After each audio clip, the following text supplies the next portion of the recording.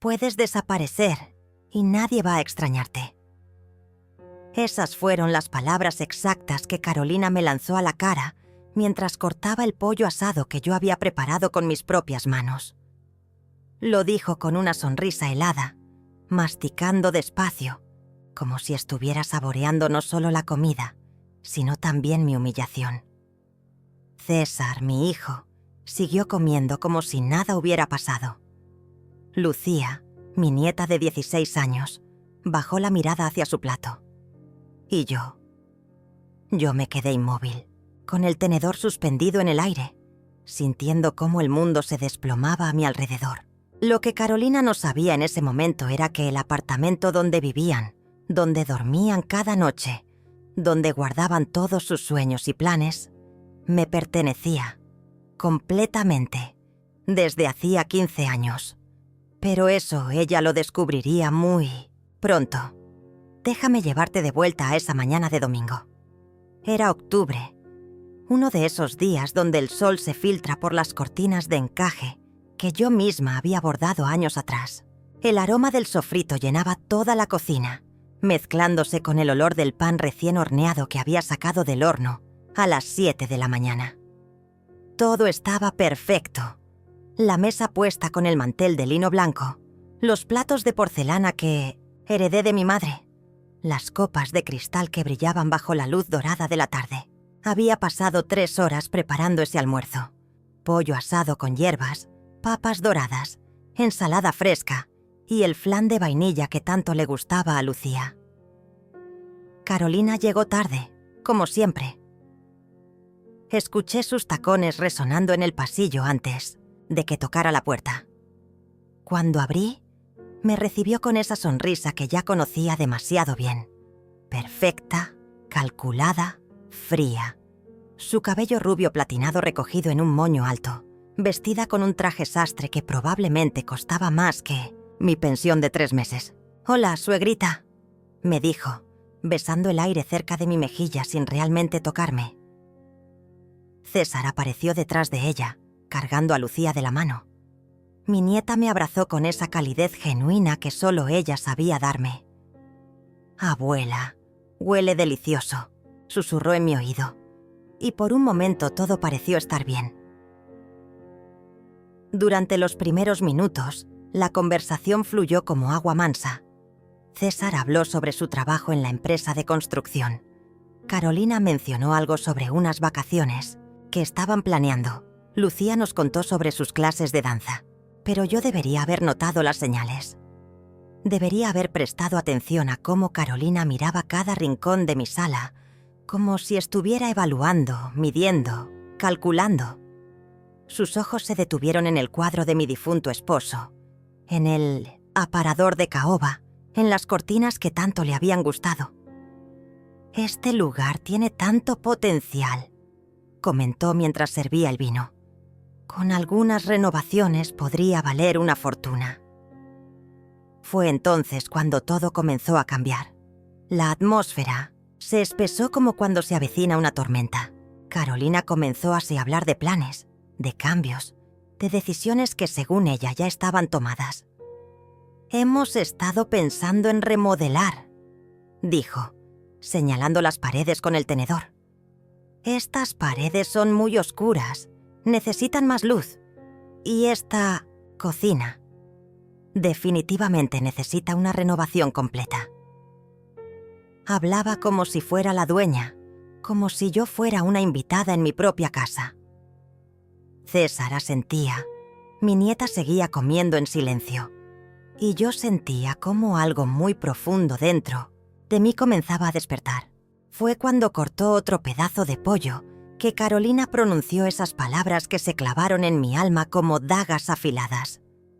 «La verdad, suegrita, es que ya no eres necesaria aquí. Puedes desaparecer y nadie va a extrañarte». Lo dijo con la misma naturalidad con la que había elogiado el sabor del flan. César siguió masticando, como si las palabras de su esposa fueran música de fondo. Lucía dejó caer el tenedor, creando un sonido metálico que resonó en el silencio que se había apoderado del comedor. Yo permanecí inmóvil, sintiendo cómo cada una de esas palabras se grababa a fuego en mi memoria. El resto del almuerzo transcurrió en una especie de niebla. Carolina siguió hablando sobre sus planes de renovación, sobre cómo iban a convertir mi habitación en una oficina para César, sobre cómo el balcón donde yo cultivaba mis geranios sería perfecto para una zona de barbacoa. Hablaba de mi hogar como si ya fuera suyo, de mi vida como si fuera un obstáculo menor que había que remover.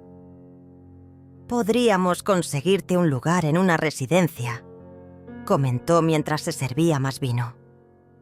«Hay unas muy bonitas en las afueras de la ciudad, más apropiadas para alguien de tu edad». Yo seguí sirviendo, limpiando, sonriendo cuando era necesario. Pero por dentro, algo había cambiado para siempre. Era como si hubiera despertado de un sueño largo y confuso para encontrarme en una pesadilla muy real. Cuando se fueron cerca de las 5 de la tarde, Carolina me besó la mejilla con esa frialdad calculada de siempre. «Gracias por la comida, suegrita. La próxima semana hablaremos sobre los cambios». César me abrazó distraídamente, ya pensando en otras cosas. Solo Lucía se demoró en la puerta, mirándome con esos ojos grandes y preocupados que tanto me recordaban a mi hijo cuando era pequeño. Esa noche no pude dormir. Me quedé sentada en mi sillón favorito, el mismo donde había amamantado a César, 40 años atrás, donde había velado a mi esposo durante sus últimas noches, donde había llorado todas mis penas y celebrado todas mis alegrías. La luz de la luna se filtraba por las cortinas, creando sombras que bailaban en las paredes como fantasmas del pasado. Fue entonces cuando comencé a recordar cosas que había preferido olvidar. Pequeños detalles que ahora cobraban un significado completamente diferente.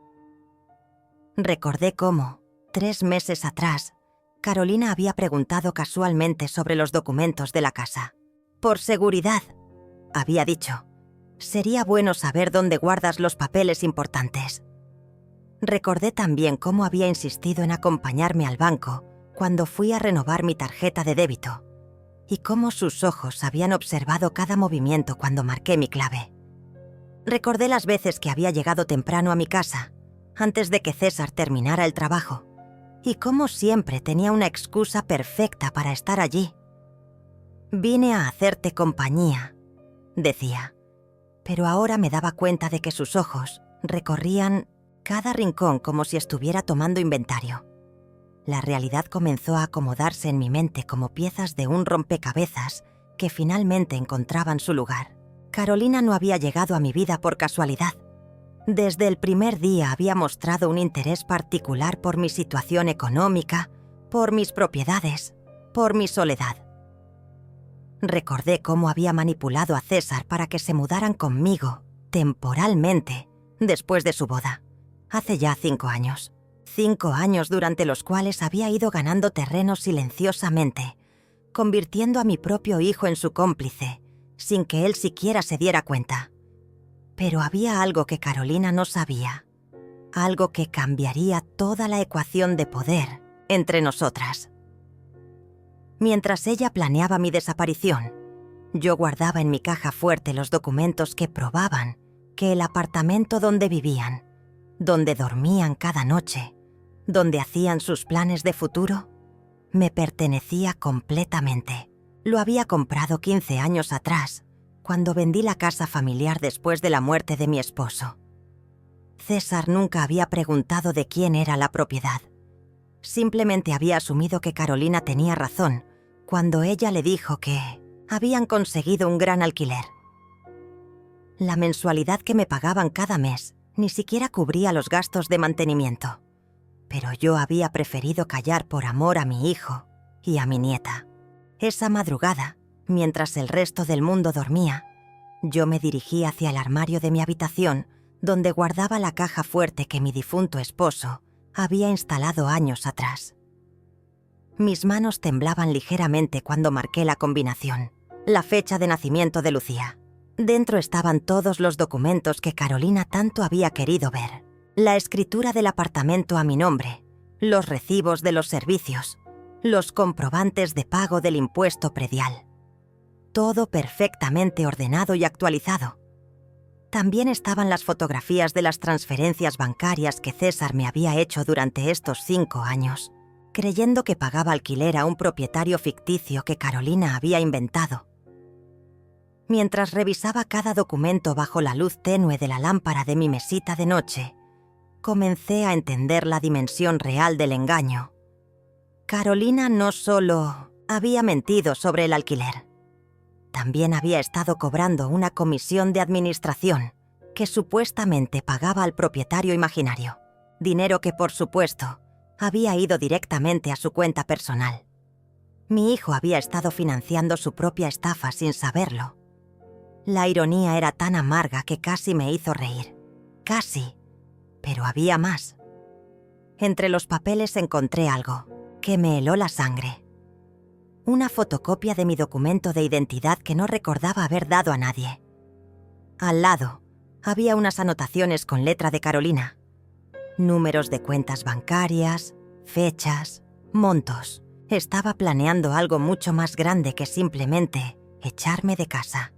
Estaba preparando el terreno para algo que me quitaría todo lo que tenía. Mi corazón comenzó a latir tan fuerte que temí despertar al vecindario entero. A la mañana siguiente, Carolina apareció en mi puerta más temprano de lo habitual. Llevaba una carpeta bajo el brazo y esa sonrisa que ya había aprendido a descifrar como una advertencia de peligro. «Buenos días, suegrita», me dijo, empujando suavemente la puerta para entrar sin esperar invitación. «Tengo algo importante que discutir contigo».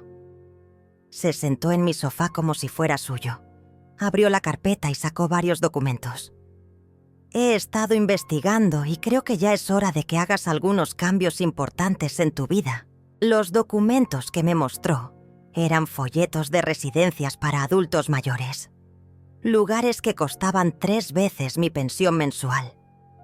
«Este es perfecto para ti», dijo señalando uno de los folletos. «Tiene actividades, cuidado médico las 24 horas. Y lo mejor de todo es que César y yo nos encargaremos de todos los trámites». Sus palabras sonaban dulces, pero sus ojos tenían esa dureza que ya conocía demasiado bien. «Solo necesitamos que firmes algunos papeles para transferir la responsabilidad financiera. Es por tu propio bien, suegrita. A tu edad, manejar dinero puede ser muy complicado». Ahí estaba. El plan completo desplegado ante mis ojos como cartas sobre una mesa de juego. Carolina quería que firmara un poder notarial que le diera control total sobre mis finanzas.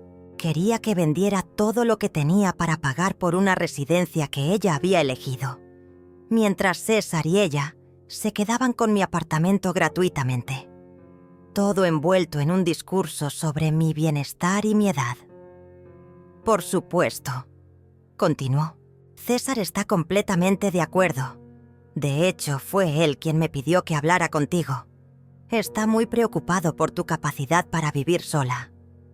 Durante los siguientes días, la presión aumentó de manera sistemática. César comenzó a llegar con más frecuencia, siempre acompañado de comentarios sobre lo cansada que me veía, lo difícil que debía ser para mí mantener un apartamento tan grande, lo conveniente que sería tener ayuda profesional. Carolina organizó una visita a una de las residencias, insistiendo en que era solo para explorar opciones. Pero yo sabía que cada paso estaba calculado para empujarme hacia una esquina de la cual no habría escape. La residencia era exactamente lo que había imaginado. Un lugar aséptico y frío, donde la vida se medía en horarios de medicamentos y actividades programadas. La directora nos recibió con una sonrisa profesional, explicando los servicios mientras Carolina tomaba notas como si ya hubiera tomado la decisión por mí. «El proceso de admisión es muy sencillo», explicó la mujer. «Solo necesitamos la documentación financiera y la firma de un familiar responsable». Carolina asintió con entusiasmo, como si estuviera comprando muebles nuevos para su sala. Fue durante esa visita a la residencia cuando me di cuenta de que Carolina había estado planeando esto desde mucho antes del almuerzo familiar. Conocía cada detalle del lugar, cada costo, cada requisito. Había estado construyendo esta jaula dorada para mí durante meses, tal vez años. Mientras la directora nos mostraba las habitaciones pequeñas y los pasillos que olían a desinfectante, Carolina hacía preguntas específicas sobre el proceso de internación, los tiempos de adaptación, las políticas de visitas. Hablaba de mí como si yo no estuviera presente, como si fuera un objeto que había que trasladar de un lugar a otro. Mi suegra está empezando a mostrar signos de confusión, le decía a la directora con voz preocupada. Ayer mismo se olvidó de cerrar la llave del gas. Estamos muy inquietos por su seguridad. Yo la escuchaba mentir con una naturalidad que me helaba el alma. Cada palabra era una puñalada cuidadosamente calculada para construir un caso contra mi independencia. También ha estado muy deprimida desde la muerte de su esposo. Continuó. Creemos que la compañía constante le haría mucho bien. En el camino de regreso, César manejaba en silencio mientras Carolina continuaba con su actuación perfecta. ¿Viste qué hermoso lugar, suegrita? Y el jardín es precioso. Podrías cultivar tus geranios allí. Su voz tenía esa dulzura falsa que me producía náuseas. Además, estarías mucho más segura. Ya no tendrías que preocuparte por nada. César y yo nos encargaremos de todo. Era la promesa de una vida sin responsabilidades que sonaba más como una amenaza de muerte en vida. Esa noche, cuando finalmente se fueron, me senté en mi cocina y preparé un té de manzanilla como había hecho cada noche durante los últimos 15 años. Pero esta vez, mientras esperaba que el agua hirviera, marqué un número que tenía guardado desde hacía tiempo. Rafael, mi abogado, había sido amigo de mi esposo y había manejado todos los trámites cuando compré el apartamento. Su voz sonó sorprendida al escucharme a esa hora. «Lidia, ¿está todo bien? Son casi las 10 de la noche». «Rafael», le dije con una calma que ni yo misma sabía que poseía. «Necesito que me ayudes con algo muy importante, pero tiene que ser completamente confidencial». Le conté todo, cada detalle, cada mentira, cada manipulación. Mientras hablaba sentía como si estuviera vaciando un pozo profundo de dolor y humillación que había estado llenándose durante años. Rafael me escuchó sin interrumpir y cuando terminé, hubo un largo silencio del otro lado de la línea. «Lidia», me dijo finalmente, «lo que me cuentas es muy grave. Si tienen copias de tus documentos sin tu autorización, si están planeando hacerte firmar poderes bajo presión, estamos hablando de posible fraude y abuso a persona mayor. Necesitamos actuar, pero con mucho cuidado». Su voz había adquirido esa seriedad profesional que yo necesitaba escuchar. «Mañana mismo voy a preparar algunos documentos. Mientras tanto, no firmes nada, absolutamente nada, sin consultarme primero». Los siguientes días fueron una mezcla extraña de actuación y preparación silenciosa. Durante el día mantenía mi rutina normal. Preparaba café cuando César llegaba del trabajo. Escuchaba los planes de Carolina para la renovación de su apartamento. Sonreía cuando era necesario. Pero por las noches, cuando la casa se sumía en el silencio, yo trabajaba como una detective construyendo mi caso. Revisé cada documento, cada recibo, cada transferencia bancaria de los últimos 5 años. Descubrí cosas que me dejaron sin aliento. Carolina había estado usando mi nombre para solicitar créditos menores que había pagado puntualmente, construyendo un historial crediticio falso. Había abierto cuentas de servicios públicos adicionales que yo desconocía completamente. Incluso había registrado mi apartamento en algunas páginas web de bienes raíces, como si estuviera evaluando su valor de venta. Todo esto mientras me sonreía cada mañana y me preguntaba cómo había dormido. Pero lo que más me impactó fue encontrar, entre los papeles que había dejado sobre la mesa del comedor, un borrador de testamento. Un testamento donde yo supuestamente dejaba todo a César, pero con una cláusula que le daba control absoluto a Carolina como administradora de los bienes, dada la juventud e inexperiencia de mi hijo. Había estado planeando no solo mi internación, sino también mi muerte simbólica, en vida. Quería que yo desapareciera legal, económica y socialmente, mientras ella tomaba control de todo lo que mi esposo y yo habíamos construido durante décadas. Esa revelación fue como recibir una bofetada que me despertó completamente de la bruma de confusión y dolor en la que había estado viviendo. Ya no era solo sobre echarme de casa o meterme en una residencia. Era sobre borrarme por completo de mi propia vida. Convertirme en una sombra que pagaba por el privilegio de existir en los márgenes de la historia que Carolina había decidido escribir para mi familia. Al día siguiente, Rafael apareció en mi puerta exactamente a las 2 de la tarde, como habíamos acordado. Carolina y César estaban en el trabajo y Lucía en el colegio. Nadie podría interrumpir nuestra reunión. Lo recibí con el mismo té de manzanilla que había preparado la noche de nuestra conversación telefónica, pero esta vez mis manos no temblaban. Había algo diferente en mí, una calma fría que no sabía que poseía. Rafael notó el cambio inmediatamente. «¿Te ves? Distinta, Lidia», me dijo mientras revisaba los documentos que yo había preparado sobre la mesa del comedor. «Más determinada». Tenía razón. Durante esas noches de insomnio y descubrimientos, algo en mi interior había cristalizado. Ya no era la mujer confundida y herida del domingo pasado. Me había convertido en algo más peligroso. Una mujer, mayor con nada que perder y todo por recuperar. Los documentos que Rafael revisó confirmaron sus peores sospechas. Esto es sistemático, Lidia. No es una situación de abuso espontáneo. Han estado construyendo este esquema durante años. Señaló las fechas en los papeles, los patrones, las escaladas graduales. Mira aquí. Primero establecieron residencia. Contigo. Luego comenzaron los trámites financieros menores. Después las consultas sobre propiedades.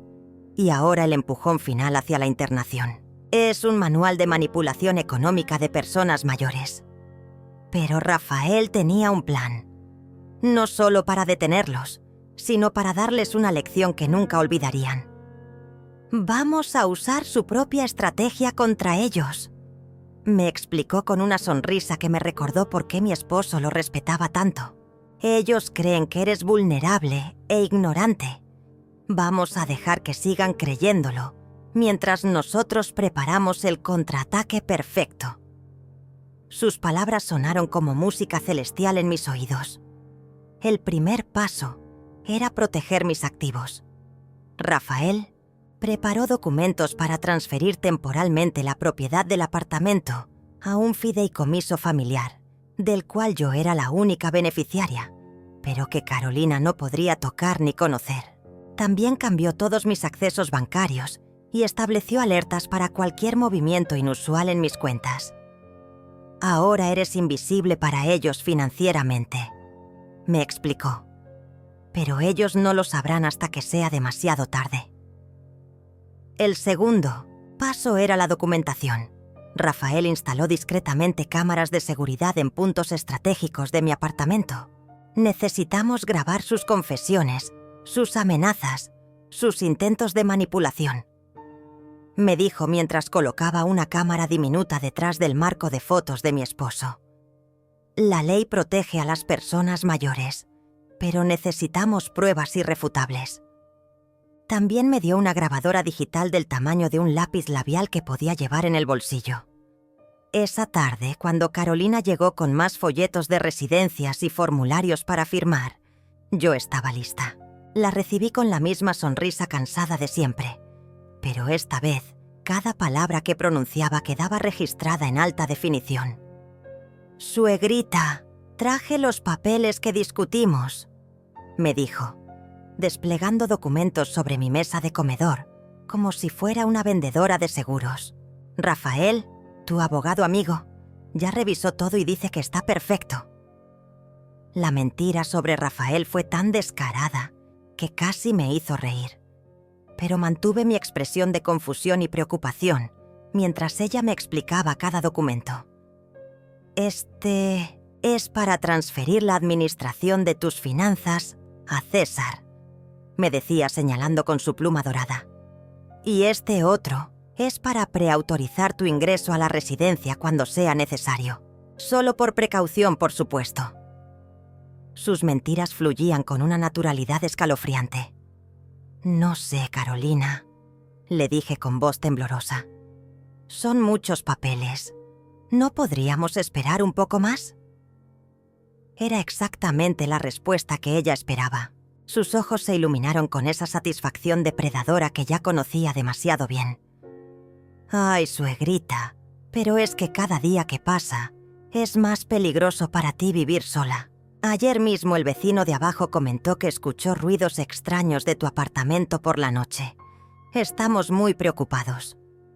Otra mentira perfectamente construida. El apartamento de abajo había estado vacío durante 6 meses. Pero Carolina la pronunció con tanta convicción que casi me hizo dudar de mi propia memoria. «Además», continuó, «ya separamos tu lugar en la residencia. Si no confirmamos esta semana, lo van a dar a otra persona y tendrías que esperar meses para otra oportunidad». La presión era constante, calculada, profesional. Durante las siguientes 2 horas, Carolina desplegó cada técnica de manipulación que había perfeccionado durante años. Amenazas veladas sobre mi seguridad, promesas falsas sobre mi bienestar, culpabilización por preocupar a César, e incluso lágrimas crocodilo sobre lo difícil que era para ella ver mi deterioro. Todo quedó grabado perfectamente. Cuando César llegó esa noche, Carolina ya tenía preparado su discurso dramático. Lo interceptó en la entrada del apartamento, susurrándole al oído con esa urgencia teatral que había perfeccionado tan bien. «Tu mamá está empeorando, amor». Hoy se negó a firmar los papeles por 3ª vez. Creo que realmente está perdiendo la capacidad de tomar decisiones racionales. Yo los escuchaba desde la cocina, donde fingía lavar los platos de la cena, pero en realidad estaba grabando cada palabra. César entró a mi cocina con esa expresión de preocupación forzada que había adoptado en las últimas semanas. «Mamá, Carolina me contó que tuvieron otra conversación sobre la residencia. ¿Por qué te niegas a considerar esa opción? Solo queremos lo mejor para ti». Su voz sonaba cansada, como si esta conversación fuera una carga que llevaba desde hacía tiempo.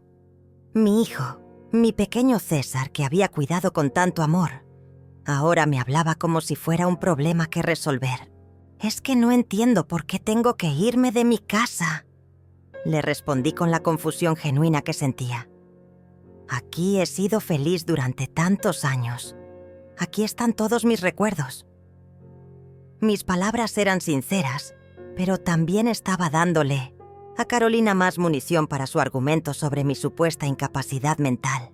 «Los recuerdos no te van a proteger si te caes en la ducha», intervino ella desde el marco de la puerta.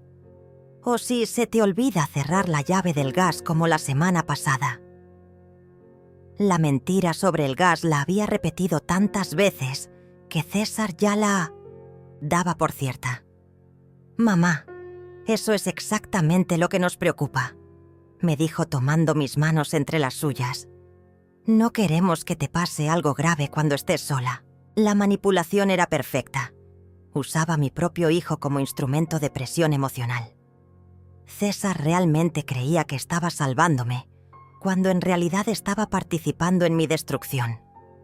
Esa noche, después de que se fueron, llamé a Rafael para reportar los eventos del día. «Perfecto», me dijo después de escuchar las grabaciones. Ahora tenemos documentación clara de coerción y manipulación, pero necesitamos el golpe final. Me explicó que al día siguiente iba a activar la segunda fase de nuestro plan. Mañana voy a enviar una carta certificada informando que el contrato de alquiler del apartamento ha sido terminado por decisión del propietario. Tienen 30 días para desalojar, pero no van a sospechar cuando reciban esa carta. Pregunté, sintiendo por primera vez en días una punzada de nerviosismo. Al contrario, me respondió Rafael con esa confianza que me tranquilizaba. Van a pensar que el propietario ficticio que Carolina inventó finalmente se hartó de la situación. Ella tendrá que explicarle a César por qué no logró renovar el contrato, y ahí es donde su historia comenzará a desmoronarse. La mañana siguiente llegó con una claridad cristalina que parecía presagiar cambios importantes. Yo estaba preparando café cuando escuché los pasos apresurados de Carolina, subiendo las escaleras. Había recibido la carta certificada en su apartamento del trabajo y había corrido hasta mi casa como si el edificio se estuviera incendiando. Entró sin tocar, agitando el sobre en el aire como si fuera una declaración de guerra. «Suegrita, tenemos un problema enorme», gritó, despertando probablemente a todo el vecindario. Su perfecta compostura había desaparecido completamente. El cabello despeinado, el maquillaje corrido, la voz quebrada por el pánico. «El dueño del apartamento nos está echando. Dice que necesita el lugar para uso familiar inmediato». Me mostró la carta con manos temblorosas, como si yo pudiera hacer algo para solucionarlo. Leí la carta con la expresión de confusión y preocupación que había estado practicando frente al espejo. «Ay, Dios mío, Carolina. ¿Qué van a hacer? ¿Dónde van a vivir?» Mi actuación era perfecta. La suegra preocupada que se sentía responsable por los problemas de su familia. «No lo sé», me respondió, comenzando a caminar de un lado a otro de mi sala como un animal enjaulado. «Llevamos 5 años pagando puntualmente. Esto es completamente injusto». «¿Ya hablaste con el señor ese... ¿Cómo se llamaba?», le pregunté, fingiendo tratar de recordar el nombre del propietario ficticio. Carolina se detuvo en seco. Durante un momento, vi en sus ojos el pánico de alguien que se da cuenta de que su mentira está a punto de colapsar. Sí, bueno, está fuera del país», balbuceó. Por eso mandó a su abogado a manejar el asunto. Fue entonces cuando César llegó del trabajo, llamado urgentemente por Carolina. Su rostro mostraba la misma confusión y preocupación que yo había estado fingiendo. «¿Cómo es posible que nos echen así de la nada?», le preguntó a su esposa. «¿No teníamos algún tipo de protección legal?». Carolina comenzó a inventar excusas sobre cláusulas especiales y situaciones excepcionales, pero cada explicación sonaba más desesperada que la anterior. Durante los siguientes días, observé cómo el mundo cuidadosamente construido de Carolina comenzaba a desmoronarse como un castillo de naipes bajo la lluvia. Cada mañana llegaba más temprano, más desesperada, con nuevas teorías sobre cómo solucionar su crisis habitacional. «He estado buscando apartamentos», me decía mientras tomaba el café que yo le servía con mi sonrisa maternal de siempre. «Pero todo está carísimo. Los precios han subido muchísimo desde que conseguimos este lugar». César había comenzado a hacer preguntas incómodas sobre los 5 años de alquiler que habían pagado. «Carolina, ¿no guardaste los recibos? ¿No tenemos ningún documento que demuestre que fuimos inquilinos responsables?». Ella improvisaba respuestas cada vez más elaboradas sobre propietarios informales y acuerdos verbales, pero yo podía ver cómo su historia se volvía más frágil con cada pregunta. Era un señor muy mayor, ya sabes cómo son. No le gustaba la burocracia. Fue Lucía quien finalmente hizo la pregunta que cambió todo. Una tarde, mientras Carolina revisaba anuncios clasificados en su teléfono, con desesperación creciente, mi nieta levantó la vista de sus libros escolares y dijo con esa inocencia devastadora de los adolescentes: «Mamá, ¿por qué no le preguntamos a la abuela si conoce al dueño del apartamento?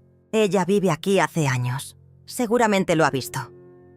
El silencio que siguió fue tan denso que se podía cortar con cuchillo. Carolina se quedó inmóvil, con el teléfono suspendido en el aire, mientras César me miraba con una expresión que no había visto desde que era niño. Era la misma cara que ponía cuando sabía que había hecho algo malo, pero aún no sabía exactamente qué. «Mamá», me dijo lentamente, «¿tú conoces al propietario de este apartamento?» «Pues claro que lo conozco», respondí con la naturalidad de quien dice que el cielo es azul. «Llevo 15 años viviendo aquí». Tomé un sorbo de mi té mientras las palabras caían sobre ellos como piedras. «Es más, tengo una muy buena relación. Sé con él. Nos llevamos excelente». Carolina había palidecido hasta un tono de blanco que rivalizaba con las paredes recién pintadas. ¿Y nunca te comentó nada sobre nosotros?», preguntó César, con voz cada vez más pequeña. «¿Sobre qué deberían comentarme?», respondí fingiendo la más absoluta inocencia. ¿Acaso han tenido algún problema? Fue entonces cuando vi algo hermoso y terrible en los ojos de mi hijo. El momento exacto en que la realidad comenzó a filtrarse a través de las grietas de la mentira que había estado viviendo. Carolina intentó una última maniobra desesperada. «Lo que pasa, suegrita, es que...» Pero César la interrumpió con una voz que no había escuchado desde su adolescencia. «Carolina, ¿quién es exactamente el dueño de este apartamento?». La pregunta flotó en el aire como una bomba de tiempo esperando explotar. Bueno, es complicado de explicar», balbuceó ella, pero ya era demasiado tarde. «Mamá», me dijo César, girándose hacia mí con los ojos muy abiertos, «¿puedes contactar al propietario? Tal vez podamos hablar con él, explicarle nuestra situación». Era la oportunidad perfecta que había estado esperando. «Por supuesto, mi amor», le respondí con la sonrisa más dulce que pude reunir. «De hecho, puedo arreglar una reunión con él ahora mismo. Espérenme un momento». Me dirigí hacia mi habitación con pasos lentos y deliberados, sintiendo sus miradas clavadas en mi espalda. Abrí la caja fuerte, tomé la escritura del apartamento y regresé a la sala donde los tres me esperaban en 1900, un silencio que parecía presagiar el fin del mundo. «Aquí está», les dije, extendiendo el documento hacia César. «Pueden hablar directamente con el propietario». César tomó el papel con manos temblorosas y comenzó a leer. Vi el momento exacto en que sus ojos encontraron mi nombre en la escritura. Su rostro pasó por una secuencia de emociones que habría sido cómica si no hubiera sido tan devastadora. Confusión, comprensión, shock y finalmente, horror. «Mamá», susurró, «este documento dice que tú eres la dueña del apartamento». «Así es, mi amor», le confirmé con la calma de quien revela una verdad largamente guardada. «He sido la propietaria desde hace 15 años. Lo compré después de vender la casa familiar cuando murió tu papá». Las palabras cayeron sobre el silencio como gotas de ácido sobre metal. Carolina se había puesto de pie y caminaba hacia atrás, como si el documento fuera radioactivo. Pero Carolina me dijo que...», comenzó César, pero no pudo terminar la frase. La verdad se desplegaba ante él como un mapa que revelaba todos los lugares donde había estado perdido sin saberlo. «¿Quién es el señor que hemos estado pagando durante 5 años?» preguntó, aunque creo que ya conocía la respuesta. Carolina intentó huir, literalmente. Se dirigió hacia la puerta con movimientos erráticos, murmurando algo sobre una emergencia en el trabajo, pero César la detuvo con una firmeza que no había mostrado en años. «No te vas a ir hasta que me expliques qué está pasando aquí», le dijo, bloqueando la salida con su cuerpo. Su voz tenía una autoridad nueva, como si finalmente hubiera despertado de un sueño de 5 años. «Amor, puedo explicártelo todo», comenzó Carolina, pero su voz ya no tenía esa seguridad manipuladora de siempre. Sonaba como una niña atrapada en una mentira muy grande. «Es que es complicado. Tu mamá está confundida. Ella no entiende los arreglos legales que hicimos». Pero incluso mientras hablaba, sus ojos buscaban desesperadamente otra salida, otra excusa, otro milagro que la salvara. «¿Cuáles arreglos legales?», preguntó César, con una calma peligrosa que me recordó a su padre, cuando estaba verdaderamente enojado. «¿Con quién hiciste esos arreglos si mi mamá es la dueña?». Era hermoso ver a mi hijo recuperar su inteligencia, como si las neblinas de la manipulación finalmente se estuvieran disipando. Y más importante, ¿dónde está el dinero que hemos estado pagando todos estos años? Ahí estaba la pregunta que Carolina más había temido. Durante 5 años había cobrado alquiler por una propiedad que no le pertenecía, inventando un propietario ficticio y embolsándose dinero que debería haber llegado a mí. Pero César aún no había calculado la magnitud real del engaño. «¿Cuánto hemos pagado en total, Carolina?», insistió, sacando su teléfono para hacer cálculos. $600 por mes durante 5 años. $3,600, murmuró, y vi cómo la cifra lo golpeaba como un puñetazo en el estómago. «Carolina, ¿dónde están $3,600? Su voz se había vuelto peligrosamente baja. Era el tono que usaba cuando estaba conteniendo una explosión. «¿Los guardaste? ¿Los invertiste? ¿Dónde están?». Carolina finalmente se derrumbó. Se dejó caer en el sofá que había estado planeando renovar y comenzó a llorar con esos sollozos dramáticos que había perfeccionado para manipular situaciones difíciles. Lo siento mucho», gemía entre lágrimas. «Pero necesitábamos el dinero para tantas cosas. Los gastos de la boda, el carro nuevo, los viajes». Cada confesión era como una puñalada para César. «Entonces, durante 5 años», dijo mi hijo, con voz tan controlada que daba miedo, «me has hecho creer que pagábamos alquiler a un propietario que no existe, mientras te robabas el dinero que debería haber ido a mi mamá. ¿Es eso correcto?». Carolina asintió entre sollozos, pero César aún no había terminado. «Y ahora, casualmente, justo cuando estabas presionando a mi mamá para que se fuera a una residencia, aparece esta carta de desalojo. ¿También eso es casualidad?». Fue entonces cuando tuve que intervenir. No podía permitir que Carolina siguiera manipulando la situación, incluso en su confesión. «César», le dije suavemente, «la carta de desalojo la envié yo». Sus ojos se volvieron hacia mí con una mezcla de confusión y horror. «Soy la propietaria, mi amor.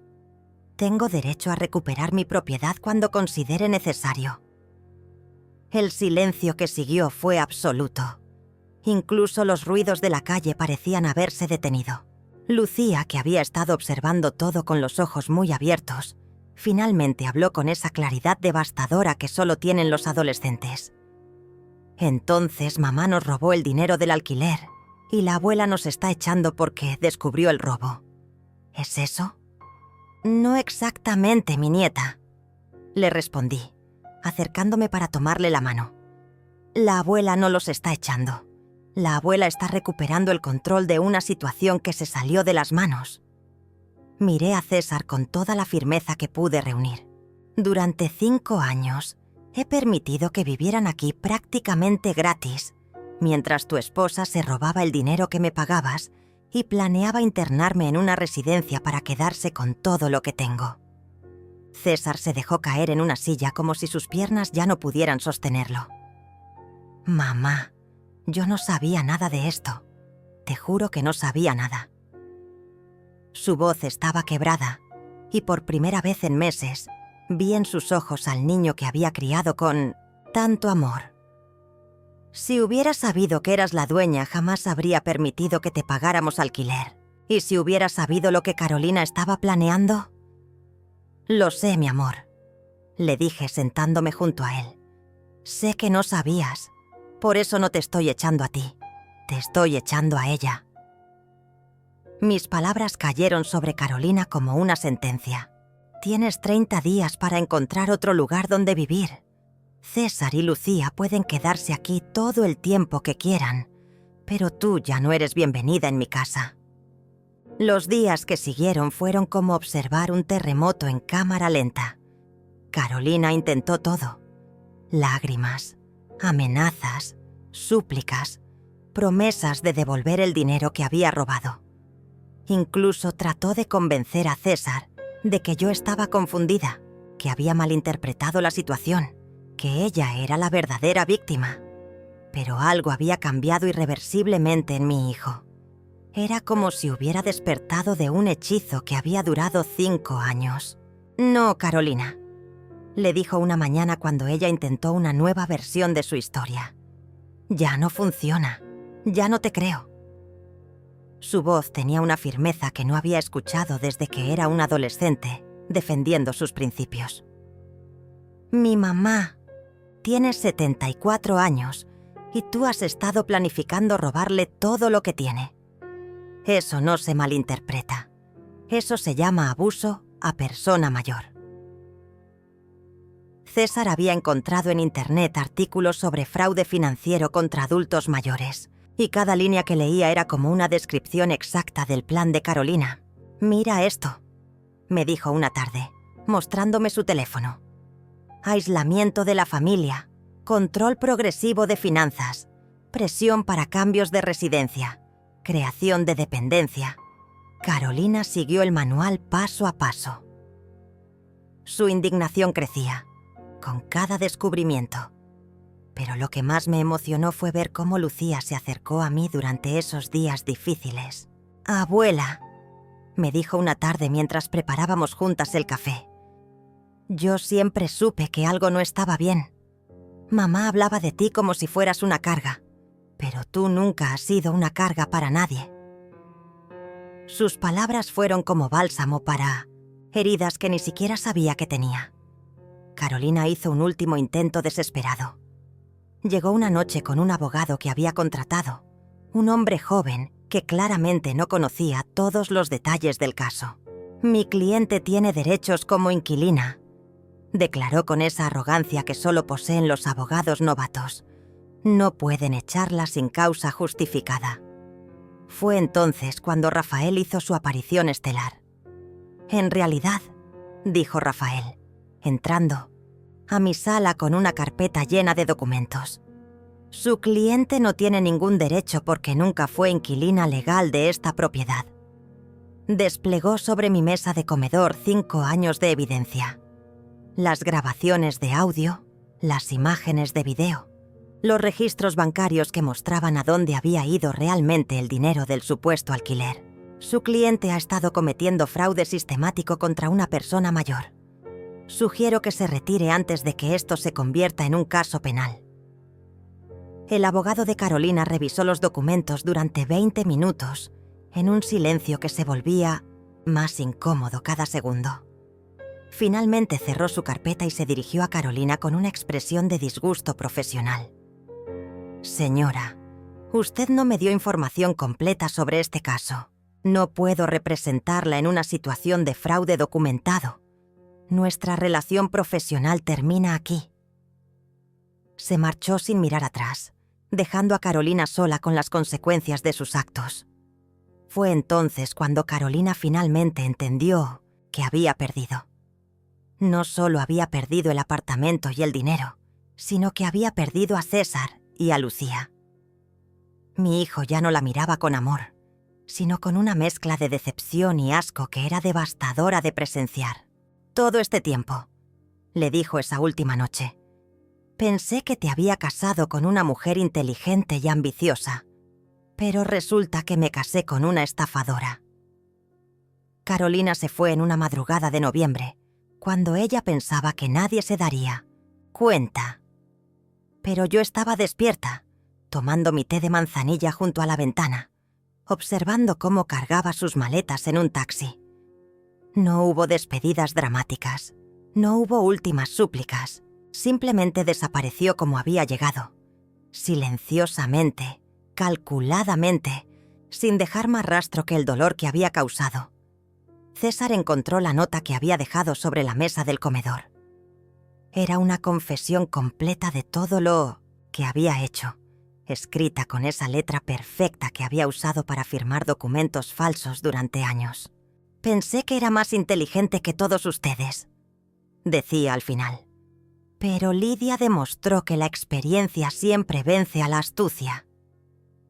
Esa mañana, cuando Lucía bajó para desayunar y se dio cuenta de que Carolina se había ido, no lloró, se acercó a mí, me abrazó con esa fuerza que solo tienen los adolescentes y me susurró al oído: «Gracias por salvarnos, abuela. No sabía que necesitábamos que nos salvaran, pero lo necesitábamos». Sus palabras fueron el momento más dulce de toda esta historia amarga. Ahora, mientras escribo estas líneas sentada en mi sillón favorito, con Lucía haciendo tareas en la mesa del comedor y César preparando café en la cocina, que siempre fue mía, puedo decir que la justicia no siempre llega con gritos y venganzas. A veces llega con el silencio de quien sabe esperar el momento perfecto, con la paciencia de quien entiende que la verdad siempre encuentra su camino, y con la tranquilidad de quien nunca perdió realmente el control. Solo fingió haberlo perdido, hasta que fue hora de recuperarlo. Carolina desapareció, y definitivamente nadie la extraña. 6 meses después de que Carolina desapareciera de nuestras vidas como una pesadilla que finalmente termina, mi apartamento había vuelto a ser lo que siempre debió ser: un hogar lleno de amor genuino y respeto mutuo. Las mañanas ahora comenzaban con el sonido de Lucía practicando piano en la sala, una melodía que se mezclaba perfectamente con el aroma del café que César preparaba antes de irse al trabajo.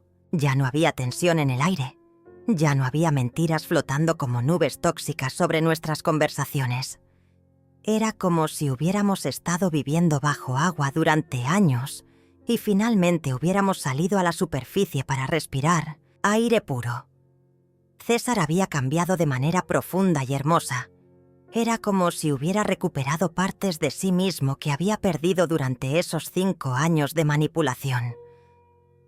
«Mamá», me dijo una tarde mientras reparaba una ventana que llevaba meses descompuesta. No sé cómo no me di cuenta de lo que estaba pasando. Era tan obvio, pero ella tenía una manera de hacer que todo pareciera normal. Sus palabras no tenían autocompasión, sino la sabiduría dolorosa de quien ha aprendido a reconocer la manipulación. Había comenzado a asistir a terapia para procesar todo lo que había vivido, y cada semana regresaba a casa un poco más parecido al hombre que yo había criado. Lucía floreció de una manera que me sorprendió incluso a mí. Sin la presión constante de las mentiras de Carolina, mi nieta se había convertido en una joven segura de sí misma, con una inteligencia emocional que me llenaba de orgullo. «Abuela», me confió una noche mientras preparábamos juntas la cena. «Mamá siempre me decía que no te molestara con mis problemas porque eras muy frágil, pero tú eres la persona más fuerte que conozco». Sus palabras fueron como rayos de sol después de años de tormenta. Había comenzado a compartir conmigo sus preocupaciones de adolescente, sus sueños de estudiar psicología, sus primeros amores. Era la abuela que siempre había querido ser. El dinero que Carolina había robado nunca fue recuperado completamente. Rafael logró rastrear algunas de las cuentas donde había depositado el dinero, pero la mayor parte había sido gastada. en lujos que ella consideraba necesarios para mantener su imagen de mujer exitosa, carteras de diseñador, viajes que nunca mencionó, tratamientos de belleza carísimos, incluso había comprado un auto que mantenía en secreto. «No se preocupe por eso», me dijo Rafael cuando le conté que no quería perseguir legalmente cada centavo. A veces la justicia no está en recuperar lo robado, sino en recuperar la paz. César insistió en compensarme de alguna manera. «Mamá, durante 5 años pensé que pagaba alquiler, pero en realidad tú me estabas subsidiando la vivienda sin que yo lo supiera. Eso no está bien». Establecimos un acuerdo justo. Él pagaría los gastos de mantenimiento del apartamento y contribuiría a un fondo familiar que usaríamos para vacaciones y emergencias. Era un arreglo que respetaba tanto su dignidad como mi autonomía. «Quiero que sepas», me dijo cuando firmamos nuestro acuerdo informal, «que nunca más voy a permitir que alguien te trate como Carolina te trató. Nunca más». Una tarde de primavera, mientras regaba mis geranios en el balcón que Carolina había querido convertir en zona de barbacoa, recibí una llamada inesperada. Era el abogado joven que había intentado representar a Carolina aquella noche. «Señora Lidia», me dijo con voz avergonzada, «la llamo para disculparme por no haber investigado mejor el caso antes de aceptar representar a su exnuera. Su situación me sirvió para entender mejor cómo funcionan estos esquemas de abuso financiero». Me contó que había comenzado a especializarse en protección legal para adultos mayores, inspirado precisamente por lo que había presenciado en 1900, mi caso. «Usted me enseñó que las personas mayores no son víctimas indefensas esperando a ser salvadas», me dijo, «sino que pueden ser las estrategas más inteligentes cuando deciden defenderse». Había creado un programa pro bono para ayudar a otros adultos mayores en situaciones similares. Sus palabras me hicieron sonreír con una satisfacción que no había sentido en años. Pero quizás el momento más significativo llegó cuando Lucía cumplió 17 años. Organizamos una pequeña celebración en casa, solo nosotros 3, con el pastel de chocolate que había sido su favorito desde que era pequeña. Mientras apagaba las velas, mi nieta hizo un deseo en voz alta. «Deseo que la abuela viva muchos años más para seguir protegiéndonos». Sus palabras me hicieron llorar, pero esta vez eran lágrimas de alegría pura. «Mi nieta», le dije, «yo no las protejo. Nosotras nos protegemos mutuamente». César había comenzado a salir con una mujer llamada Yolanda, una enfermera de 40 años con 2 hijos adolescentes y una sonrisa genuina que iluminaba toda la habitación. La primera vez que la trajo a casa, yo estaba preparada para ser escéptica, para buscar señales de manipulación, para proteger a mi familia de otro depredador emocional. Pero Yolanda era exactamente lo opuesto a Carolina. Transparente, honesta y genuinamente interesada en conocerme como persona, no como un obstáculo a remover. «Señora Lidia», me dijo durante su segunda visita, «César me contó lo que pasó con su ex esposa. Quiero que sepa que yo respeto completamente su lugar en esta familia y nunca intentaría cambiarlo». Sus palabras eran simples pero sinceras, y por primera vez en años sentí que podía relajar mis defensas. Yolanda traía a sus hijos ocasionalmente, 2 muchachos educados que se llevaban bien con Lucía y que me trataban con el respeto natural que Carolina nunca había mostrado. El apartamento ahora tenía vida propia.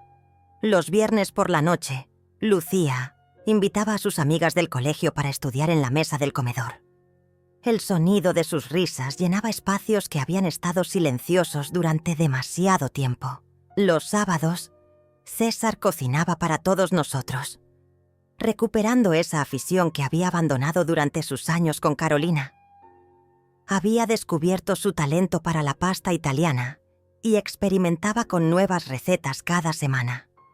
Los domingos, Yo preparaba el almuerzo tradicional, pero ahora las conversaciones estaban llenas de planes reales, sueños genuinos y el tipo de amor familiar que no necesita demostrarse con documentos legales. Una tarde, mientras organizaba mis papeles importantes, encontré la nota de confesión que Carolina había dejado antes de irse. La leí una vez más, no con rencor, sino con la curiosidad científica de quien estudia un fenómeno que ya no puede hacerle daño.